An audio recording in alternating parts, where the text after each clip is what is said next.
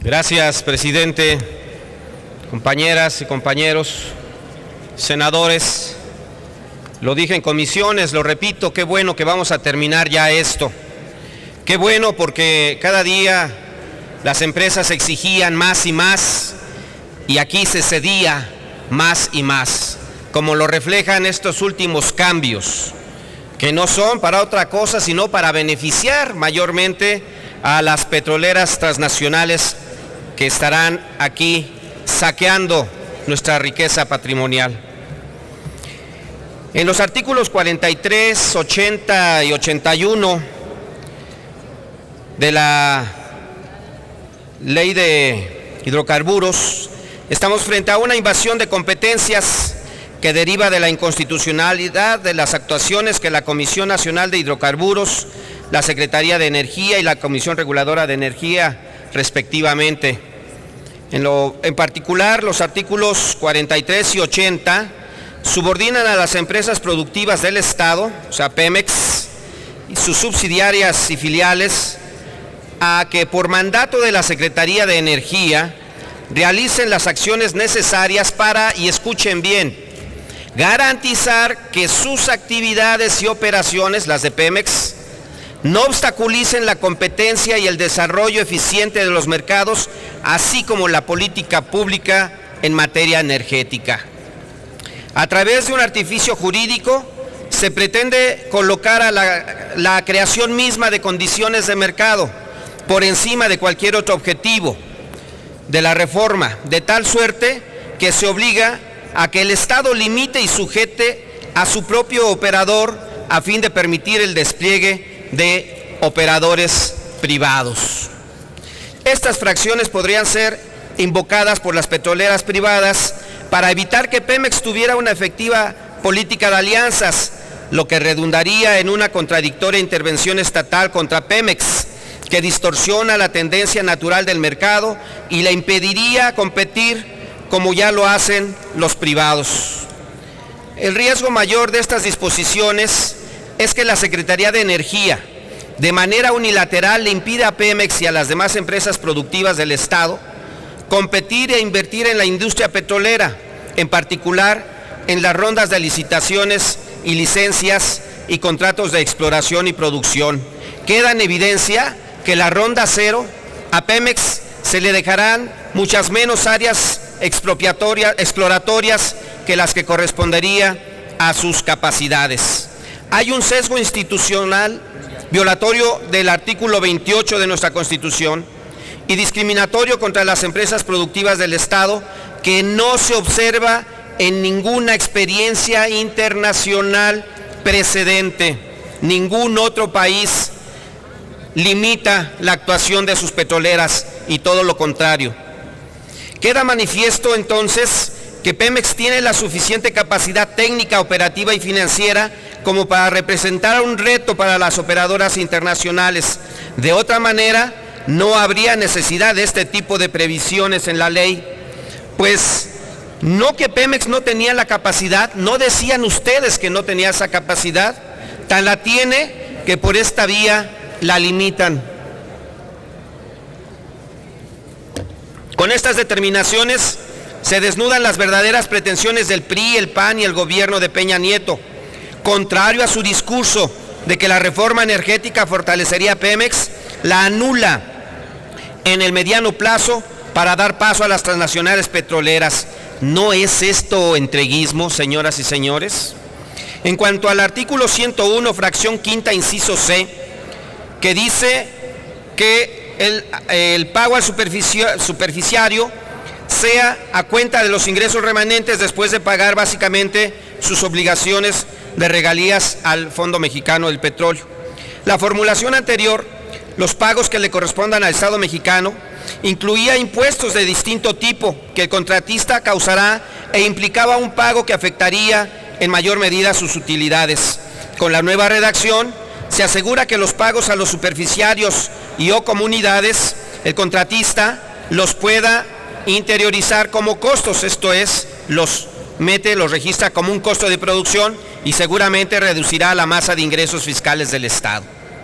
Por supuesto, habrá que establecer que los pagos por ocupación de predios por contratistas y asignatarios deberán ser efectuados de inmediato a través de un contrato ante notario público, donde se establezcan los adelantos a cuenta de la contraprestación que relativamente corresponda una vez que comience la extracción de hidrocarburos y el pago correspondiente por el Fondo Mexicano del Petróleo. Partiendo de que la extracción de hidrocarburos es en un proyecto pueda dilatarse varios años o incluso pueda haber una ocupación especulativa del predio cuando el contratista decida retrasar la extracción, como por ejemplo la caída en los precios del hidrocarburo.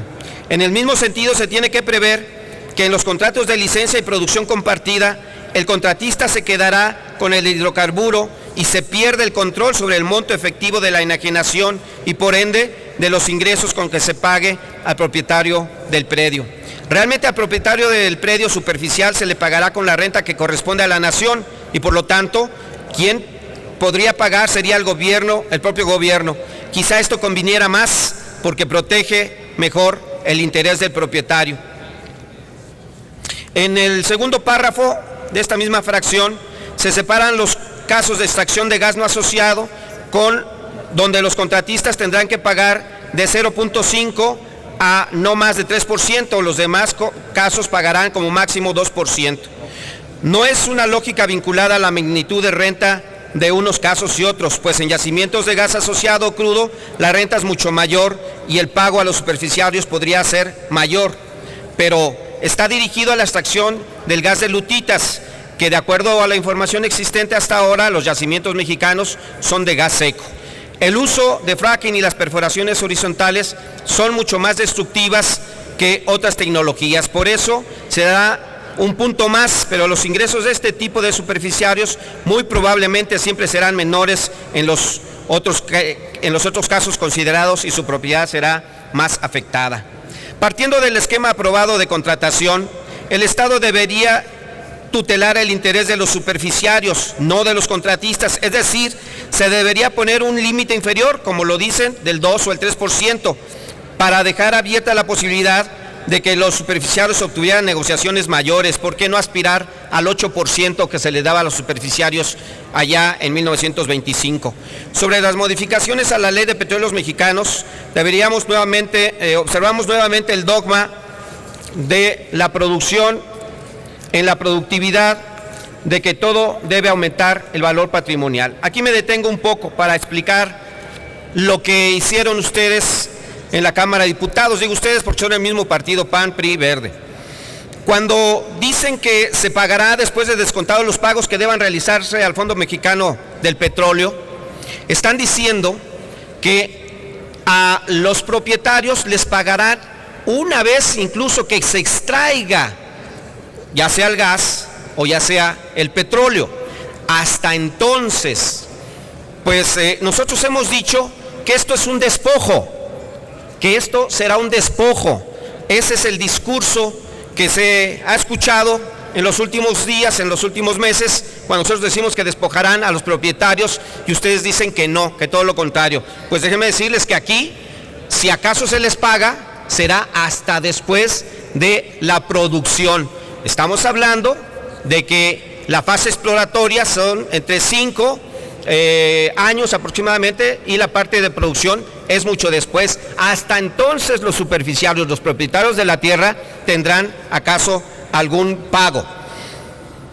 Y bueno, pues si no fuera suficiente esto, les van a cambiar a los propietarios este pago por obra pública. Va a haber una catafixia entonces. No se les dará el dinero como se ha estado mencionando, sino que se les cambiará por una obra para la comunidad. Y ya verán, desde aquí les puedo decir a los propietarios, a los ejidatarios, comuneros, pequeños, medianos propietarios, grandes propietarios, se les va a despojar, digan lo que digan aquí el PRI, el PAN o el Verde. Dice el inciso B del artículo 102 de la ley citada: los proyectos en que se ejerza el gasto de inversión deberá incrementar el valor patrimonial de la empresa. Y esto es otra cuestión que actúa en contra de Pemex.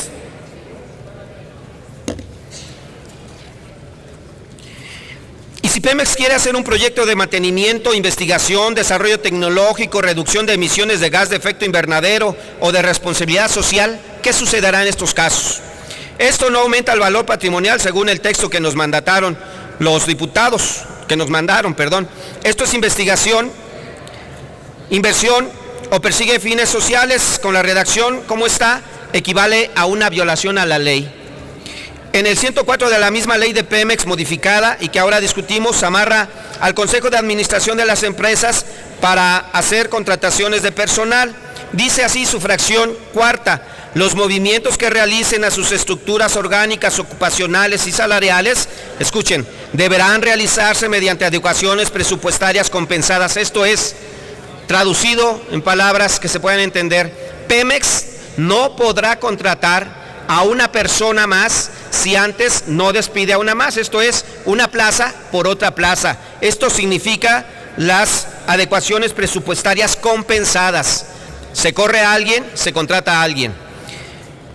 De esta manera, pues, ¿dónde queda entonces la investigación científica, la tecnología nueva que entraría, de la cual se estaría apropiando Pemex? Pues simple y sencillamente no va a poder existir.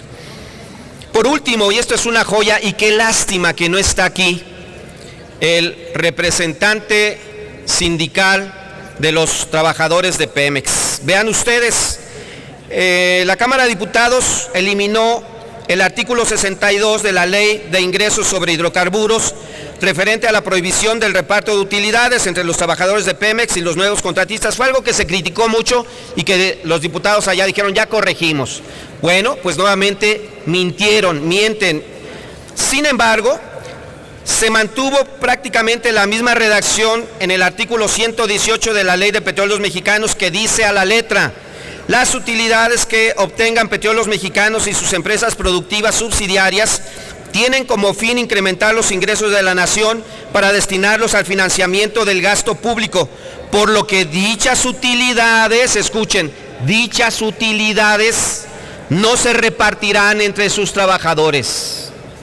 No habrá reparto de utilidades para los trabajadores y trabajadoras de Pemex. Aquí lo dice con toda claridad. Ojalá el senador Romero Deschamps hoy, en un análisis de conciencia, se ponga al frente de sus trabajadores y trabajadoras. Ojalá y los pudiera defender. Con esto se reivindicaría un poco. ¿O acaso es verdad lo que se dice, que a cambio de impunidad no los defiende? Señoras y señores trabajadores de Pemex, aquí hay quienes los defienden. Aquí habemos gente que está preocupada por ustedes, lo hemos señalado. Habrá despidos, pero aquí están las condiciones que les marcan. A los que se queden, ni siquiera utilidades les darán. Muchas gracias. Gracias, senador Luis Sánchez Jiménez.